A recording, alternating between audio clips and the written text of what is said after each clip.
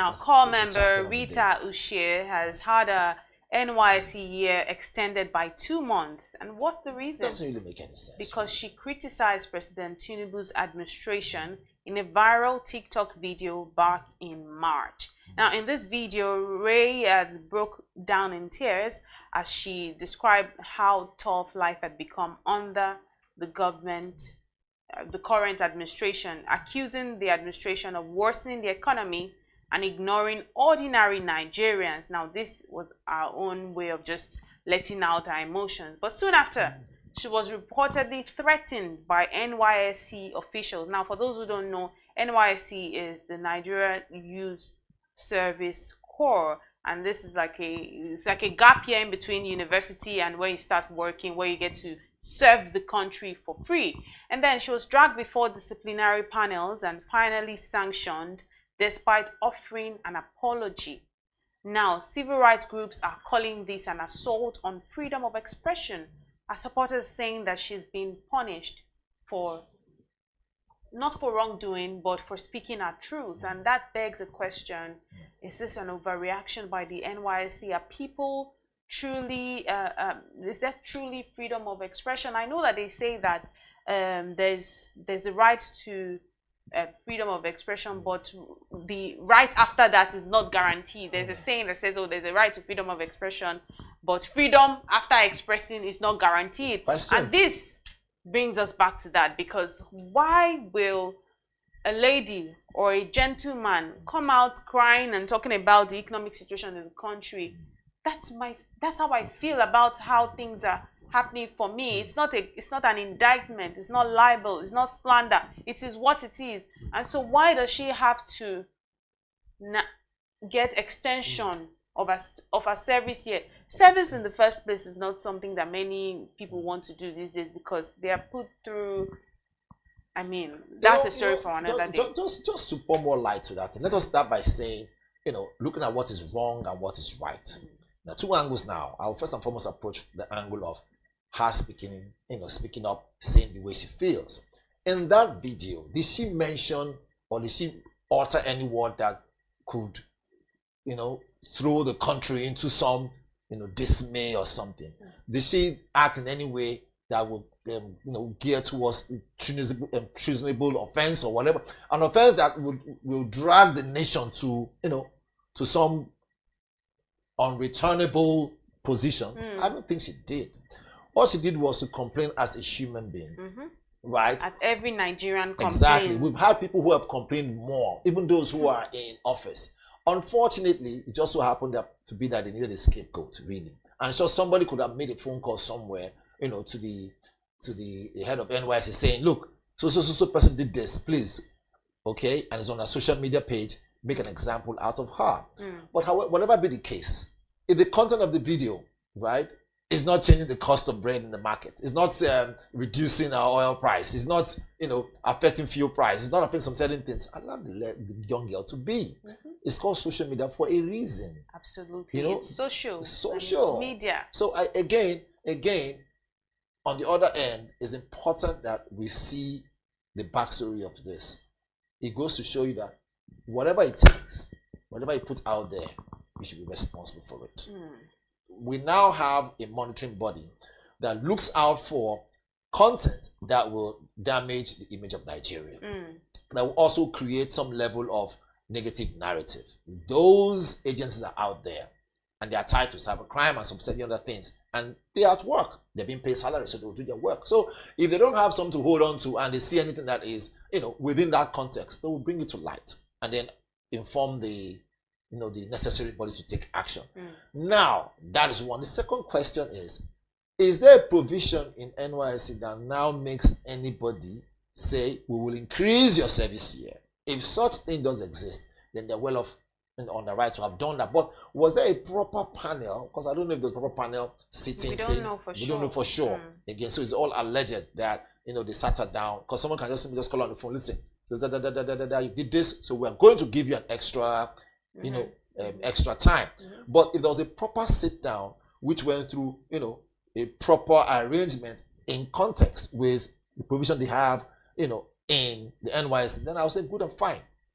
So you're found wanting, and there's a penalty for it, and this is the penalty that's attracted to this thing that you've done. We get it now. But what is there to learn out of it? That if you're serving, you shouldn't speak up, you shouldn't use your social media to say the way you feel. What about people who are going through a lot? People who might have gone through, accusations or blackmail or whatever it is. Because they're serving, you shouldn't go and report the case. They shouldn't talk about it. What if they try to report it and they are put down? The next option would be to go on social media, because that's where they know that people will hear what they are going through and then come to their aid, as the case may be. So if that is the only way out, which means there's a lacuna now. What is the lacuna? We need to have an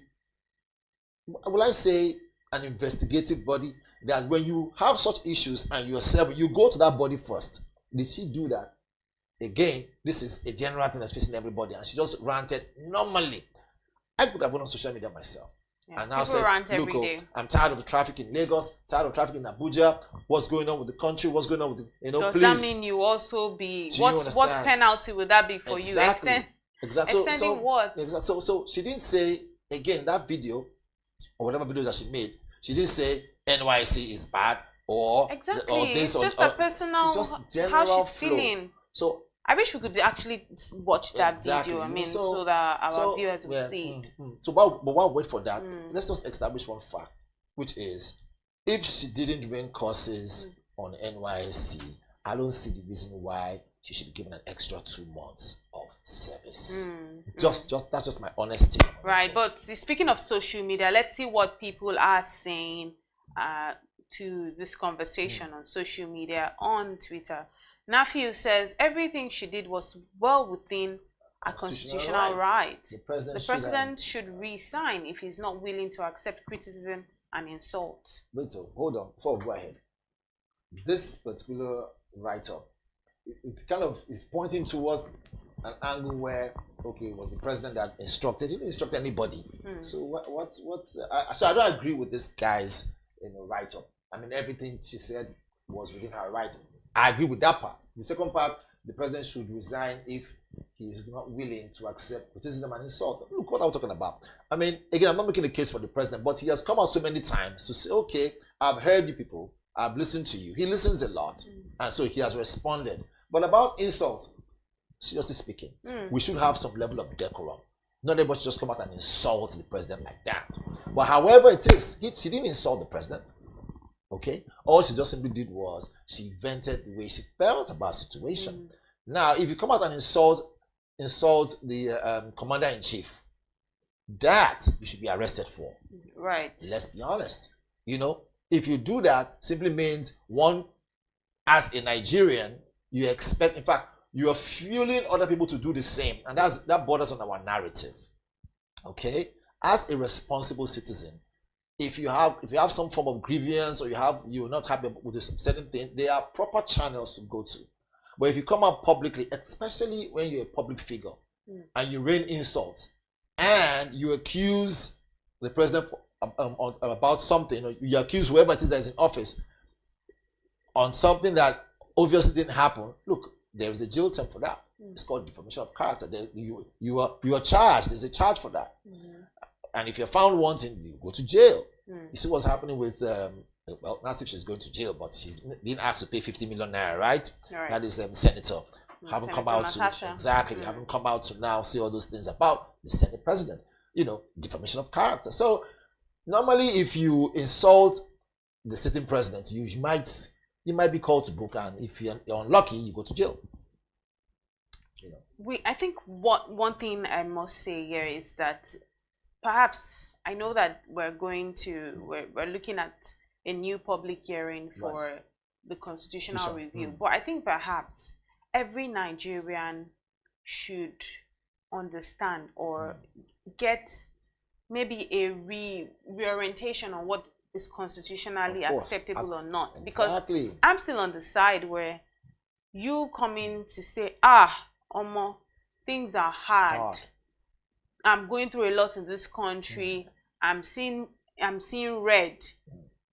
I'm still on the understand that it's not constitutionally wrong. So it's not wrong. Maybe if you say, maybe you don't like it. The fact you don't like something or I don't like something does not make it legally wrong or legally bad. It's your personal feelings. So I don't know when we started putting our personal feelings in line with the constitution. So I think it will help everyone to really understand the constitutional what's in the constitution, so that when issues arise, we can speak up and speak up with using the constitution.